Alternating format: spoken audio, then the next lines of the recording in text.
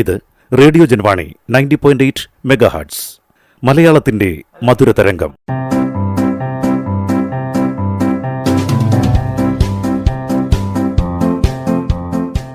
ഇപ്പോൾ വാരാന്ത്യ ലോക വൃത്താന്തം കേൾക്കാം. പ്രൊഫസർ ജെ ജേക്കബ് അവതരിപ്പിക്കുന്നു. വാരാന്ത്യ ലോക വൃത്താന്തം.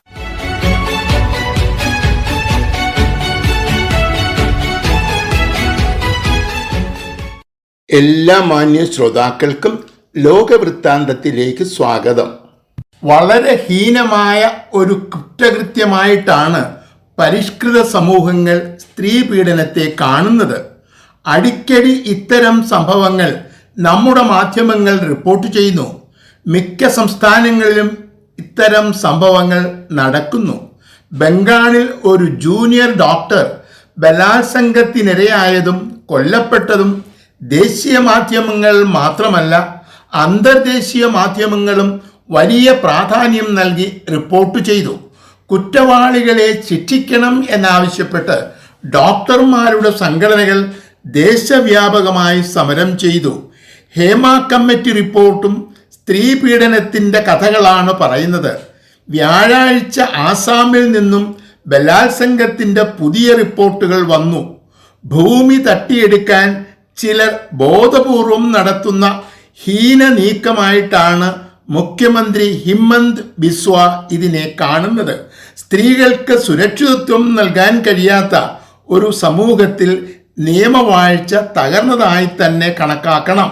എന്നാൽ നിയമവാഴ്ചയുടെ തകർച്ച മാത്രമല്ല, നമ്മുടെ സമൂഹം നേരിടുന്ന ഭീകരമായ മൂല്യച്യുതിയിലേക്കാണ് ഈ സംഭവങ്ങൾ വിരൽ ചൂണ്ടുന്നത്.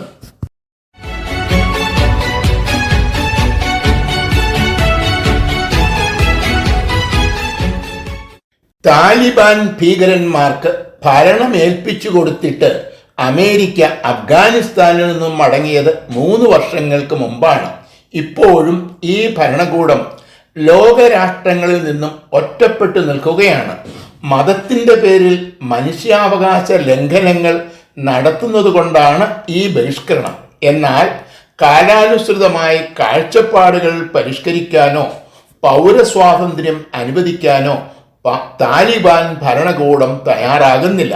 അൽ ഖ്വയ്ദ പോലെയുള്ള തീവ്രവാദി സംഘടനകൾക്ക് ഏർപ്പെടുത്തിയിരുന്ന വിലക്കുകൾ പൂർണ്ണമായും നീക്കി. സ്ത്രീകളുടെ മേൽ ഏർപ്പെടുത്തിയിരുന്ന വിലക്കുകൾ അമേരിക്കയുടെ ഭരണകാലത്ത് പിൻവലിച്ചിരുന്നതാണ്. അതെല്ലാം തന്നെ ഇപ്പോൾ പൂർണ്ണ തോതിൽ പുനഃസ്ഥാപിച്ചു. കഴിഞ്ഞ ദിവസം ഇത്തരത്തിലുള്ള നിയന്ത്രണങ്ങൾ വ്യക്തമാക്കുന്ന പുതിയ ഒരു നിയമം ഭരണകൂടം പ്രസിദ്ധീകരിച്ചു. കണ്ണൊഴിച്ചുള്ള ശരീരഭാഗങ്ങൾ പൂർണ്ണമായും മറയ്ക്കാതെ സ്ത്രീകൾ വീട്ടിനു പുറത്തു പോകാൻ പാടില്ല എന്നാണ് ഈ നിയമത്തിലെ ഒരു വ്യവസ്ഥ. അഫ്ഗാനിസ്ഥാനിൽ മാത്രമല്ല, ലോകത്തുടനീളം ഇതിനെതിരെ പ്രതിഷേധം കത്തിപ്പടരുകയാണ്.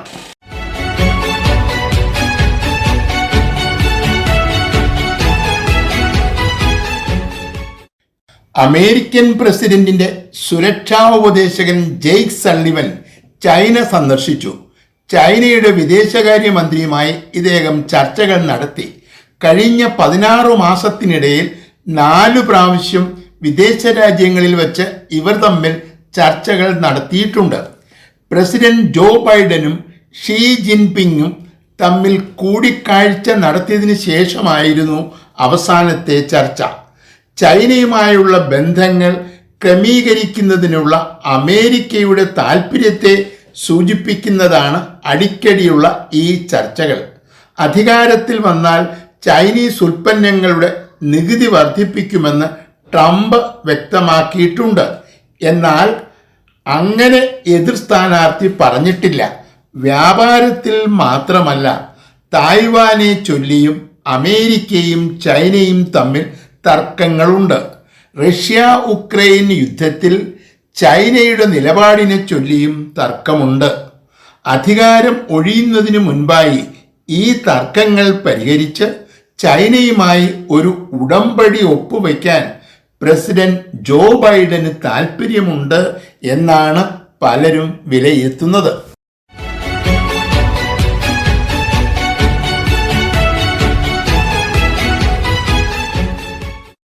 യമൻ കേന്ദ്രമാക്കി പ്രവർത്തിക്കുന്ന ഹൗദി ഭീകരന്മാർ ചെങ്കടലിൽ വെച്ച് ഒരു ഗ്രീക്ക് കപ്പലിനെ ആക്രമിച്ചു.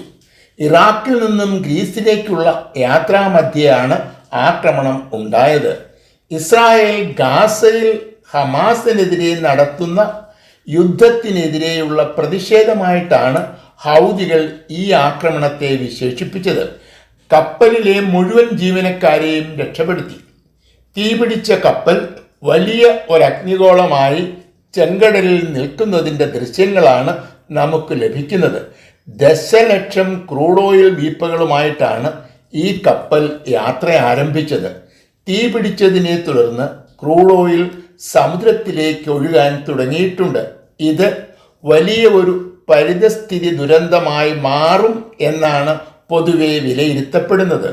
യൂറോപ്പിൽ നിന്നും ഏഷ്യയിലേക്കും ആഫ്രിക്കയിലേക്കും വരുന്ന കപ്പലുകൾ ഉപയോഗിക്കുന്ന പ്രധാനപ്പെട്ട സമുദ്രപാതയിലാണ് ദുരന്തമുണ്ടായത്. ആയിരക്കണക്കിന് കപ്പലുകളാണ് ഈ വഴി നിത്യവും കടന്നു പോകുന്നത്. ഇത് ഇസ്രായേലിനെ മാത്രമല്ല, ആഗോള സമുദ്രാന്തര യാത്രകളെ തന്നെ പ്രതികൂലമായി ബാധിക്കും.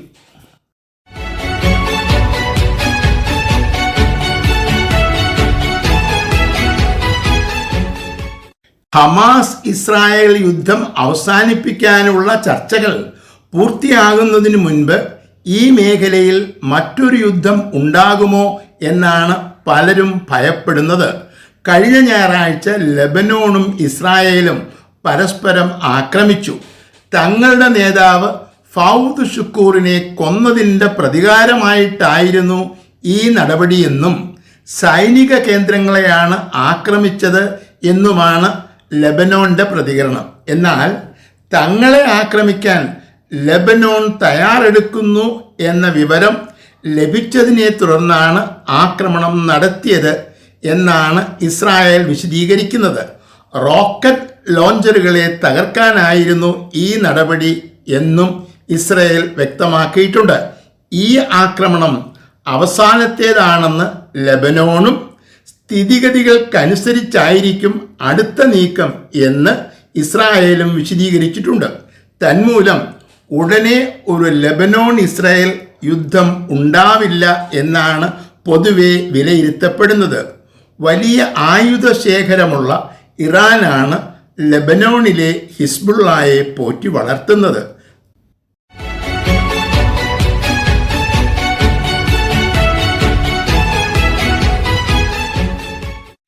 ദക്ഷിണ ചൈന കടലിലെ സംഘർഷങ്ങൾ അനുദിനം വർദ്ധിക്കുകയാണ്.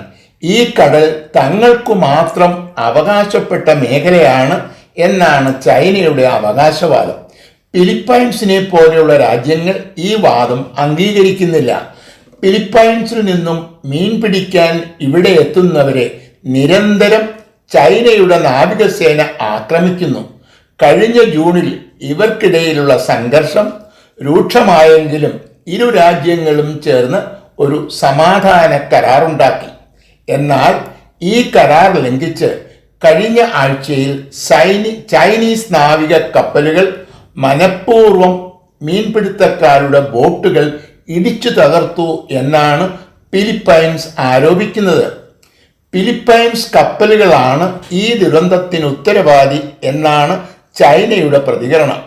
തീരദേശ സേനയുടെ കപ്പലുകളെ 40 ചൈനീസ് കപ്പലുകൾ പിന്തുടരുന്നു എന്നാണ് ഫിലിപ്പൈൻസിൻ്റെ പരാതി. ഫിലിപ്പൈൻസിൻ്റെ കപ്പലുകൾക്ക് അകമ്പടി സേവിക്കാം എന്നാണ് അമേരിക്കയുടെ വാഗ്ദാനം. അങ്ങനെ സംഭവിച്ചാൽ അമേരിക്കയും ചൈനയും ദക്ഷിണ ചൈന കടലിൽ നേർക്കുനേർ വരും.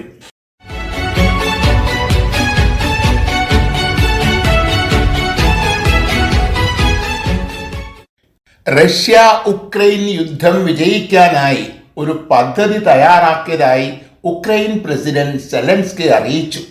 റഷ്യയുടെ കഴ്സക് പ്രദേശം പിടിച്ചെടുത്തത് ഈ പദ്ധതിയുടെ ഭാഗമാണ്.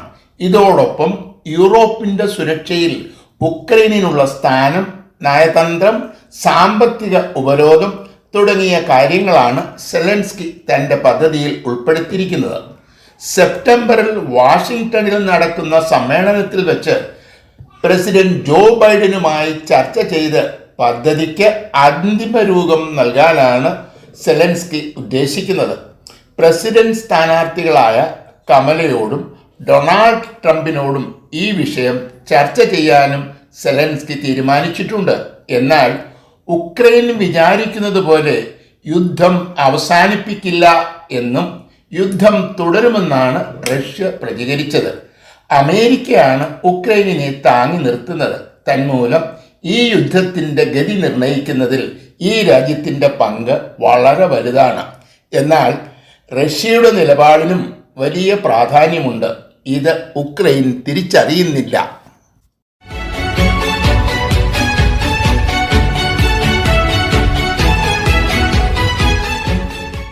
6 ആഴ്ചകൾക്ക് മുൻപാണ് നമ്മുടെ പ്രധാനമന്ത്രി റഷ്യ സന്ദർശിച്ചത്. കഴിഞ്ഞ ആഴ്ചയിൽ ഉക്രൈനും സന്ദർശിച്ചു. റഷ്യ ഉക്രൈൻ യുദ്ധം ആരംഭിച്ചതിന് ശേഷം ഈ 2 രാജ്യങ്ങളും സന്ദർശിക്കുന്ന ഏക മുതിർന്ന നേതാവാണ് നരേന്ദ്രമോദി. റഷ്യ സന്ദർശനവും അവിടെ നമ്മുടെ പ്രധാനമന്ത്രിക്ക് ലഭിച്ച സ്വീകരണവും വലിയ ആശങ്കയോടെയാണ് അമേരിക്കയും സഖ്യകക്ഷികളും കണ്ടത്. ഇന്ത്യ റഷ്യയുടെ പക്ഷം ചേരും എന്നായിരുന്നു ഇവരുടെ ഭയം. എന്നാൽ ഉക്രൈൻ സന്ദർശനം അതിനുള്ള മറുപടിയായിരുന്നു. യുദ്ധം ചെയ്യുന്ന 2 രാജ്യങ്ങളോടും മോഡി ആവശ്യപ്പെട്ടത് ഒരേ കാര്യമായിരുന്നു. യുദ്ധം അവസാനിപ്പിക്കാനായി നയതന്ത്ര ബന്ധങ്ങളിലൂടെയും ചർച്ചകളിലൂടെയും 2 രാജ്യങ്ങളും ശ്രമിക്കണം എന്നാണ് മോഡി പുടിനോടും സെലൻസ്കിയോടും ആവശ്യപ്പെട്ടത്. ഈ യുദ്ധത്തിൽ ഇന്ത്യ ആരുടെയും പക്ഷത്തല്ല. ആരുടെയെങ്കിലും പക്ഷത്താണെങ്കിൽ അത് സമാധാനത്തിൻ്റെ പക്ഷത്താണ്. അമേരിക്കയുടെയും സഖ്യകക്ഷികളുടെയും താൽപ്പര്യമനുസരിച്ചല്ല ഇന്ത്യയുടെ നയരൂപീകരണം എന്ന സന്ദേശമാണ് മോഡി നൽകുന്നത്.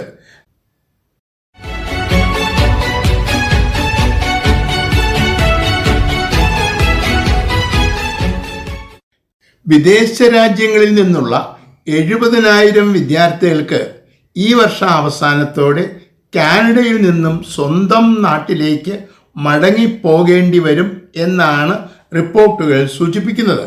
ഇതിൽ 37%, അതായത് 25,000-ഓളം പേർ ഇന്ത്യയിൽ നിന്നുള്ള വിദ്യാർത്ഥികളാണ്. കുടിയേറ്റക്കാരായ വിദ്യാർത്ഥികൾക്ക് താമസ സൗകര്യവും ചികിത്സാ സൗകര്യങ്ങളും ഒരുക്കാൻ കഴിയുന്നില്ല എന്നാണ് കാനഡ സർക്കാരിൻ്റെ വിശദീകരണം. ഇത് പരിഹരിക്കാനായി വർഷം തോറും നൽകുന്ന വിസയുടെ എണ്ണം കുറയ്ക്കാൻ ഫെഡറൽ സർക്കാർ നേരത്തെ തീരുമാനിച്ചിരുന്നതാണ്. ഇതിൻ്റെ ഭാഗമായിട്ടാണ് ഈ വർഷം വിസയുടെ കാലാവധി അവസാനിക്കുന്ന 70,000 പേർക്ക് കാലാവധി നീട്ടേണ്ട എന്ന് തീരുമാനിച്ചത്. സ്ഥിരതാമസത്തിനുള്ള അനുമതി ലഭിക്കും എന്ന പ്രതീക്ഷയിൽ ലക്ഷങ്ങൾ മുടക്കി കാനഡയിൽ എത്തിയവരാണ് ഇവരിൽ ഭൂരിഭാഗവും. സ്ഥിരതാമസത്തിന് അനുമതിയില്ലെങ്കിലും ഇവർക്ക് ജോലി ചെയ്യുന്നതിനുള്ള അനുമതി ഉണ്ടായിരുന്നു. എന്നാൽ വിസ അവസാനിക്കുമ്പോൾ ഇവർക്ക് നാട്ടിലേക്ക് മടങ്ങേണ്ടി വരും.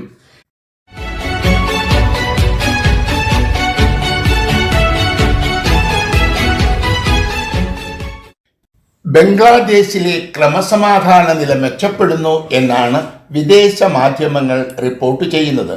എന്നാൽ ന്യൂനപക്ഷമായ ഹിന്ദുക്കൾക്കെതിരെയുള്ള അതിക്രമങ്ങൾ വർദ്ധിക്കുന്നു എന്നാണ് ദേശീയ മാധ്യമങ്ങൾ റിപ്പോർട്ട് ചെയ്യുന്നത്.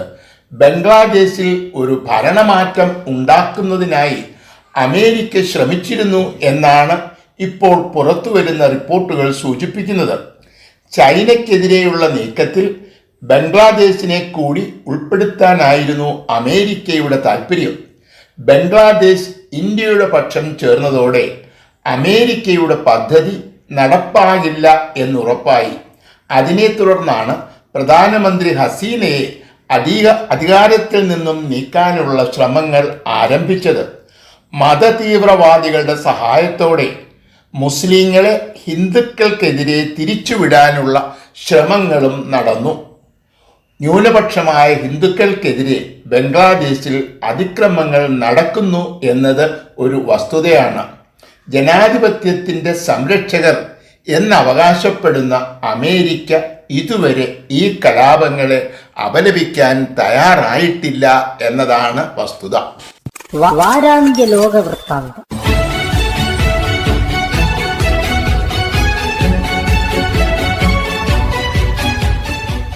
തയ്യാറാക്കി അവതരിപ്പിച്ചത് പ്രൊഫസർ ജെ ജേക്കബ്.